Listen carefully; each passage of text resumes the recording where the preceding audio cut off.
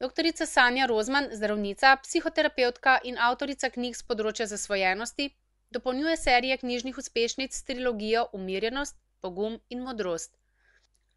Različne vrste odvisnosti je prisotnim na Čajanki v sredo 15. januarja 2014 v zgodnjih večernih urah v dvorani Doma kulture v Slovenskih Konjicah na svoj način zanimivo predstavila.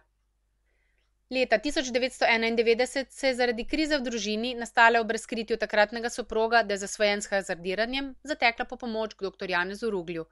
Kljub temu, da je družina razpadla, je v njegovi skupini ostala še 3 leta in se posvetila zdravljenju svoje odvisnosti od odnosov in učenju socialno-andragoške metode. 2 leti kasneje je izšla njena prva knjiga, Sanje o rdečem oblaku, ki je Slovence presunila svojo iskrenostjo in odkritim pisanjem o osebnih stiskah.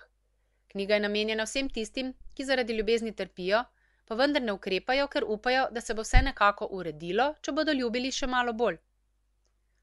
Z ljubeznijo želijo partnerja spremeniti, da bi postal bolj ljubeč, razumevajoč in dostopen. Veliko trdega dela in samopremagovanja nas čaka, da opustimo škodljive vedenjske vzorce in v sebi dopustimo veliko spremembo. Tedaj nas pokliče prava ljubezen. Pred 8 leti je izdala knjigo Peklenska gugalnica, ki je namenjena vsem, ki se jim zdi, da v življenju pogrešajo ljubezen in jo zato iščejo v nadomestkih. Pri tem padejo v začarani krog zasvojenosti od hrane, spolnosti, dela, iger na srečo, nakupovanja, zadolževanja, sanjarjanja, televizije, duhovnosti ali odnosov. Avtorica ponuja premišljen in učinkovit program zdravljenja teh odvisnosti in usmerja bralca k spoznanju in prepoznanju resnične ljubezni. S trisom delovnih zvezkov z naslovi Umirjenost, pogum in modrost predstavlja celovit sistem okrevanja od zasvojenosti ali posledic travme. Umirjenost govori o nalogah, ki naj bi jih vsak opravil na začetku procesa zdravljenja.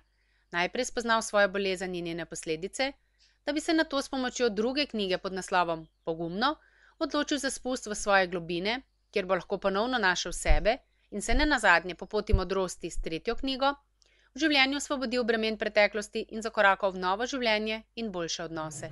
Včasih smo rekli, pijanca stropa nekaj se v javno zgodbi. Ampak to je bil čas. Danes pa vemo, da se zasvojenosti vseh vrst dajo zelo uspešno zdraviti. In da je res škoda, če ljudje trpijo in veste, najbrž prav vsi iz svoje lastne izkušnje, da je tega veliko, je škoda, da ne bi prišli do zdravljenja. Jaz sem si predstavljala, ko sem sestavljala te knjige, da po statistiki, a ne vsak 10. človek v Sloveniji ima tak problem. To je ogromno ljudi.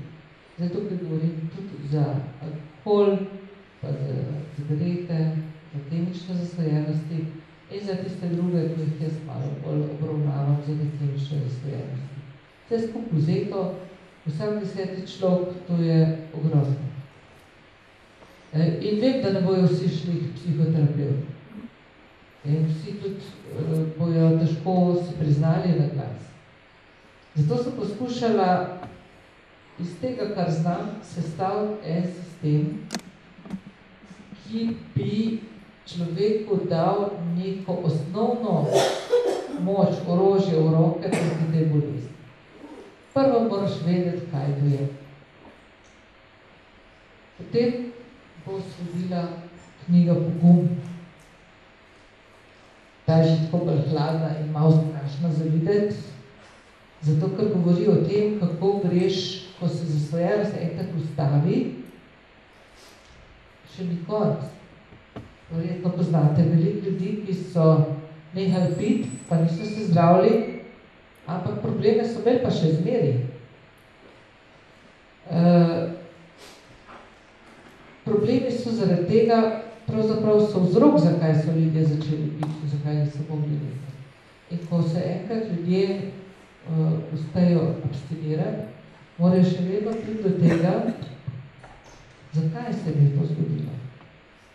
Morajo se zakopati globoko v svoje otroške zgodbe, na kak način so bili prizadeti, da so rabili v svojem življenju najti omamljanje kot način, da preživijo. Temu bo namenjena knjiga Pogum. In potem je sledila, mislim, da enkrat začetku drugega leta, knjiga Modrost.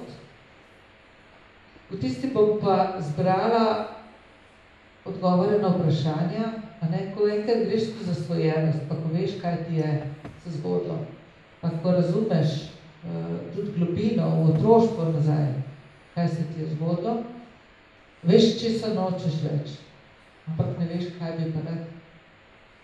In v tej zadnji knjigi bom napisala to duhovno osnovo, kako je treba živeti, da spet najdeš sebe. Dr. Sanja Rozman v tej novi knjigi opisuje celovit sistem okrevanja od zasvojenosti, po katerem uspešno deluje že 20 let. Umirjenost, prvi del trilogije o nekemični zasvojenostih, govori o tem, kako zasvojenost prepoznati, jo razumeti in poiskati pot iz nje. Tudi tisti, ki niso zasvojeni, so pa sprejeli v življenju nekaj kompromisov preveč, se bodo lahko našli v njej in naravnali v pravo smer.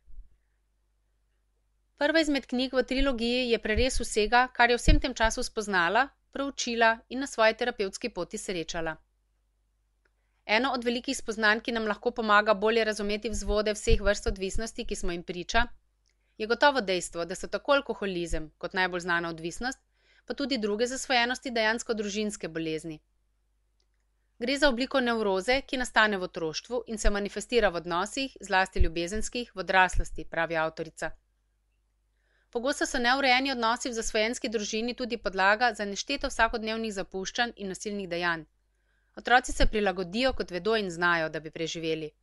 Ko pa odrastejo, so ti načini vedenja zanje druga koža in menijo, da imajo pač tak značaj, vendar gre za naučene obrambne strategije, ki so posledica vsega, kar se dogaja v zasebnosti zasvojenske družine v odnosih med družinskimi člani.